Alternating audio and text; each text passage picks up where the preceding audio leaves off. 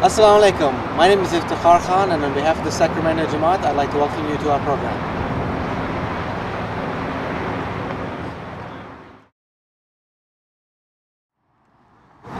Today we're going to give you a peek into one of America's most interesting and unique cities, San Francisco. There really is no other city in America quite like it. From its dramatic landscape to its interesting architecture, this place truly has something for everyone. And of course I don't need to tell you about the world famous bridge right behind me. Today we're going to show it all off. From the world famous hills, cable cars, seals, Fisherman's Wharf, and ethnic communities that make San Francisco such a memorable place to visit. Hopefully by the end of our series of programs, you will make San Francisco your next vacation stop. Let's go take a look. San Francisco is located on the west coast of America, in the great state of California. It is one of America's most popular cities, which is why millions of tourists visit every year. It's not as big as New York or Los Angeles, but it certainly ranks with them in terms of personality and character. And of course, there's plenty to do and see. But the problem is you have so little time, so much to see. It's your first visit to San Francisco. What would you do? Some would head straight for the Golden Gate Bridge right behind me.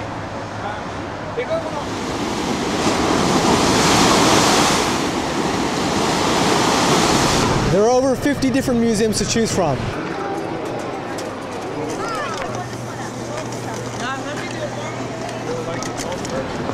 Or maybe you'd enjoy some tasty dim sum in Chinatown.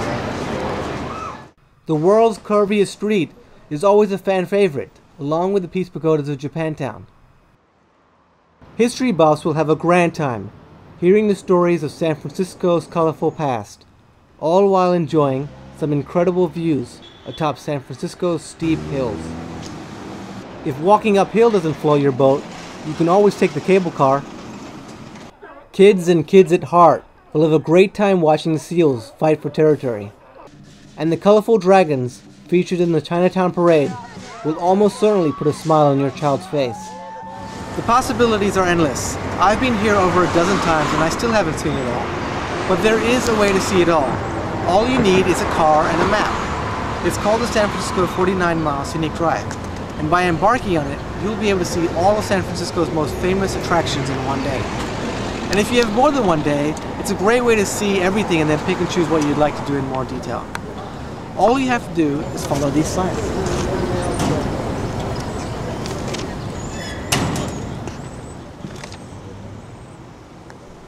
But first, let's take a quick history lesson on the route we will take. The 49-Mile Scenic Drive opened on September 14th, 1938, as part of the Golden Gate International Exposition of 1939. We're looking at an original map for the 1938 version of the drive, which started at City Hall and ended at Treasure Island, site of the upcoming World's Fair. As the city grew, the drive changed to include the various neighborhoods that now make San Francisco what it is. This is the San Francisco 49-Mile Scenic Drive, which we will enjoy today. It all starts from City Hall, so let's get to the drive.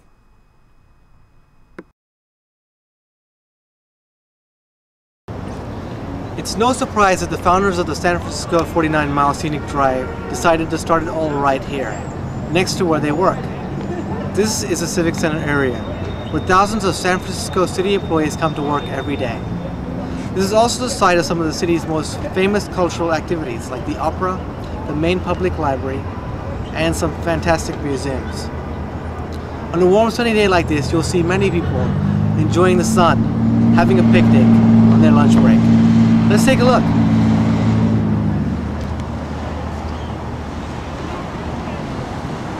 This spectacular building is San Francisco's City Hall. Its inspiration comes from the world's biggest church, St. Peter's Basilica in Rome, Italy. The history of this building is almost as interesting as its architecture, dating back over 150 years. In 1899, Old City Hall was finished in the midst of scandal after 27 years of construction and over $6 million in cost. Although it cost more in time and money than anyone had expected, San Franciscans were proud of their new government building, and many felt a renewed optimism towards the future. Unfortunately, the good times did not last, when the building that took 27 years to put up fell in 28 seconds on April 18, 1906. That was a fateful day when San Francisco experienced its first major earthquake.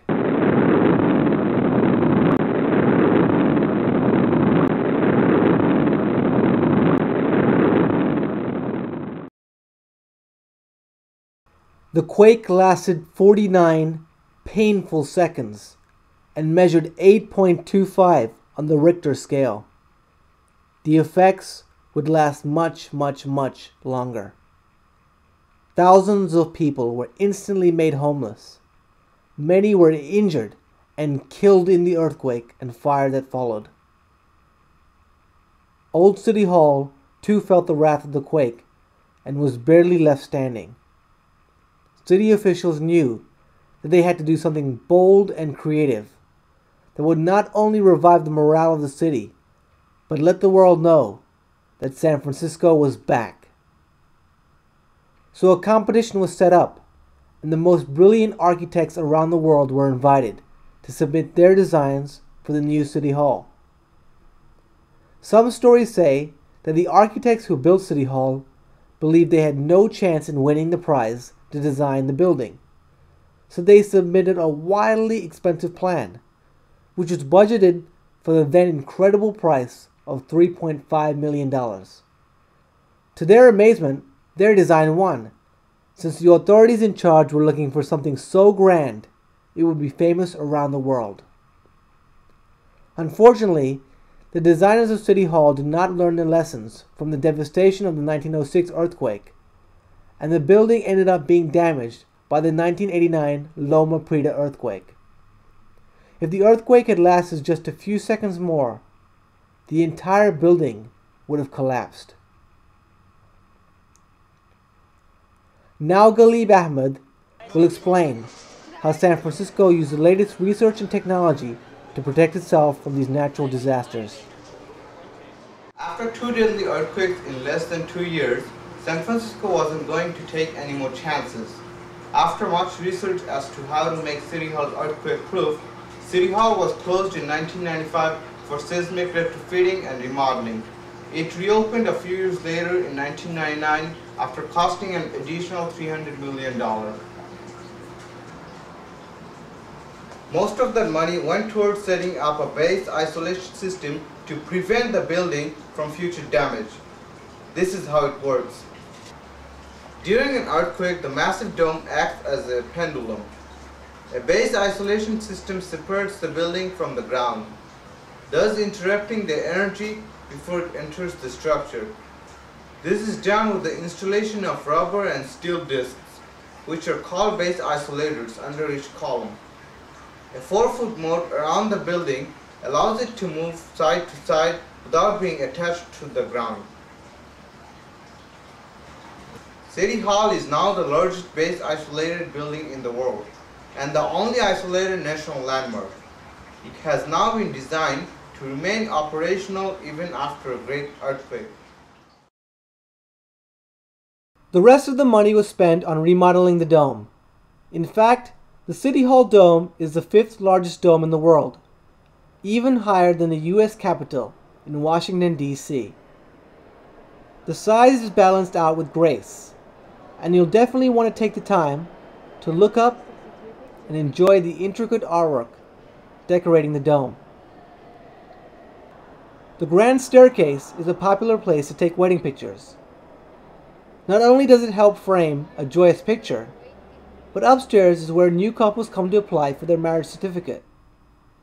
Here you can also enjoy free 45-minute tours of City Hall's legislative chambers and offices. Remember, this is also where the mayor comes to work every day.